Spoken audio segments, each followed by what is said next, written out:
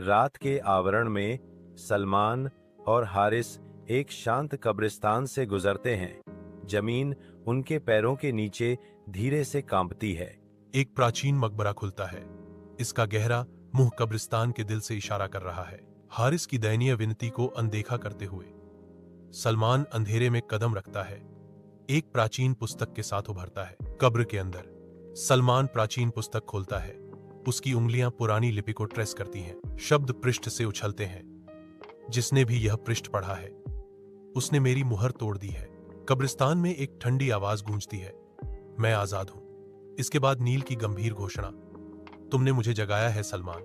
सलमान एक अंधेरे कमरे के गड्ढे में खड़ा है। उसके सामने 3 दरवाजे हैं, जिनमें से प्रत्येक अलग अलग आवाजों के साथ फुसफुसा रहा है। कथन। पहली चुनौती, सलमान अपनी आशंकाओं का सामना करता है। कथन। दूसरी परीक्षा, वह सत्य का गवाह बनता है। कथन। तीसरी परीक्षा, वह अपनी सबसे मूल्यवान संपत्ति का त्याग करता है।